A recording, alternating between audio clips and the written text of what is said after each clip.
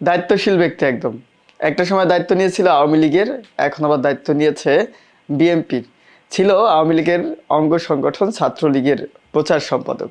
এখন রাতারাতি অর্থাৎ ক্ষমতা পরিবর্তনের পর থেকে এখন আবার ছাত্র দলের প্রচার সম্পাদক হিসেবে দায়িত্ব পালন করছেন। এই যে পোল্টিবাস টাইপের রাজনীতিবিদ যা রয়েছে, একটা সময় এক সময় এক এক দলের প্রতিনিধিত্ব করে, এক এক সময় এক এক দলের হয়ে কাজ বা দায়িত্ব পালন করে। তাদের দিয়ে কি হবে?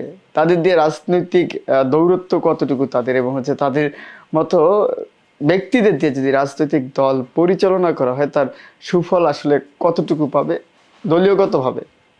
একটা সময় যখন তিনি আওয়ামী লীগের অঙ্গ সংগঠন দাপুটি যেই অঙ্গ সংগঠনটা ছিল, আওয়ামী লীগের একদম আস্থাভাজন অঙ্গ সংগঠন এবং প্রাচীনতম অঙ্গ সংগঠন ছাত্র সংগঠন বাংলাদেশ ছাত্রলীগ, সেই ছাত্রলীগের প্রচার সম্পাদক হিসেবে তিনি দায়িত্ব পালন করেছিলেন। এবং এখন আবার বিএনপি যে শক্তিশালী দাপুটে যে অঙ্গ সংগঠনটি রয়েছে ছাত্র দল, 5ই আগস্টের পর থেকে যে দলটির বিরুদ্ধে সবচেয়ে বেশি অভিযোগ আনা হয়েছে, সেই দলটির আবার প্রচার সম্পাদকের দায়িত্ব নিয়েছে।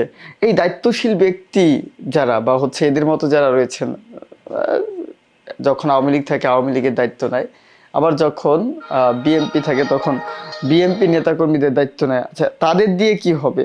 তারা আসলে দলের জন্য কি করবেন? তাদের ত্যাগ কি? আওয়ামী লীগের জন্য তারা কি করেছে?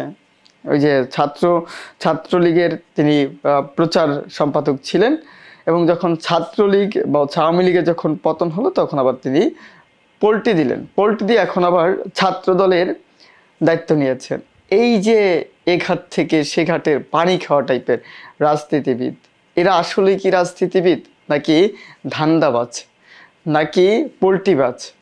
আপনারা এটা জাজমেন্ট করবেন যে তাদেরকে কি বলে আপনারা সম্বোধন করবেন এবং তাদেরকে কি বলা যায়।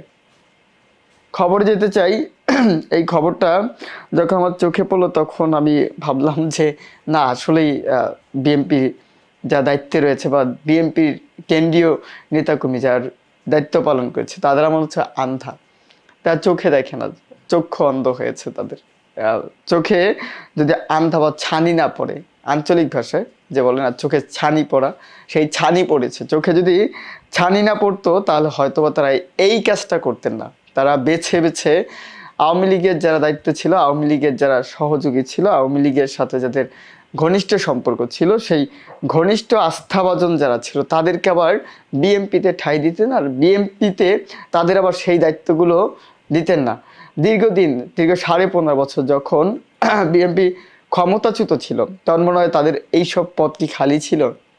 যেমন এই নেতার কথা বলি, ছাত্র লীগের তিনি প্রচার সম্পাদক ছিলেন, এখন আবার ছাত্র দলের প্রচার সম্পাদক। আচ্ছা, বিএনপিকে আর কোনো কে খুঁজে পাননি নাকি বিএনপিতে আসলে কোনো রাজনীতিবিদ বা হচ্ছে বিএনপির কোনো কর্মী বা হচ্ছে সমর্থন নেই, যার কারণে ছাত্র লীগ থেকে ধার করে নেতা এনে বিএনপির বা ছাত্র দলকে পরিচালনা করা হচ্ছে।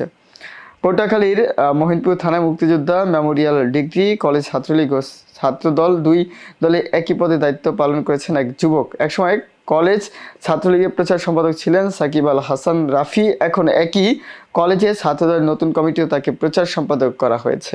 এখানে বললাম যে খুব খুব খুবই একটা স্পর্শকাতর সংবাদই বললাম যে এর থেকে স্পর্শকাতর বা এর থেকে লজ্জাজনক খবর হয়তোবা বিএনপির জন্য নেই, যে বিএনপি রাজনৈতিক দল হিসাবে এতটাই দেউলিয়া যে তাদের এখন আওয়ামী লীগের যারা সমর্থক ছিল, আওয়ামী লীগের যারা নেতা ছিল, তাদেরকে ধার করে এনে তারপরে তাদের দল পরিচালনা করতে হচ্ছে, তাদের কমিটি পূর্ণতা দিতে হচ্ছে।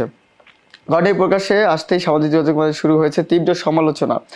জানা গেছে গত 5ই মে কলেজ শাখায় ছাত্রদলের 10 জন সদস্য বিশিষ্ট একটি কমিটি ঘোষণা করা হয়। এতে মোহাম্মদ রবিউল ইসলামকে সভাপতি, হাসিবুল হককে সাধারণ সম্পাদক করা হয়। নবম সদস্য হিসেবে প্রচার সম্পাদক পদে রাখা হয় সাকিব আল হাসান কে?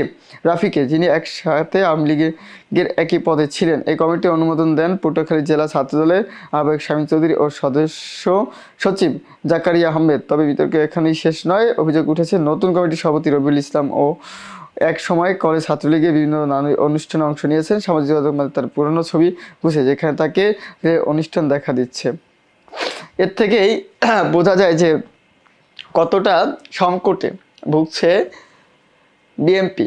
তাদের যে অঙ্গ সংগঠন, বৃহত্তর অঙ্গ সংগঠন ছাত্রদল, সেই দলের যে সভাপতি থেকে শুরু করে যে প্রচার সম্পাদক, তিনিও নাকি এসেছেন ছাত্রলীগ থেকে। এই ছাত্রলীগ থেকে এসে আবার ছাত্র দলের গুরুত্বপূর্ণ পদ ভাগিয়ে নেওয়া, এবং এই ভাগিয়ে নেওয়াটার কারণ কি? নেতৃত্বের অভাব।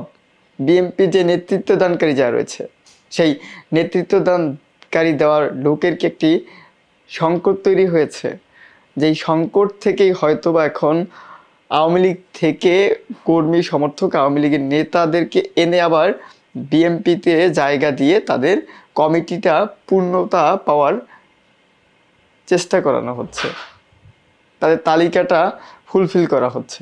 এই হচ্ছে রাজনৈতিক অবস্থা, Awami League versus BNP plus. ভালো থাকবেন, সুস্থ থাকবেন, শুভকামনা।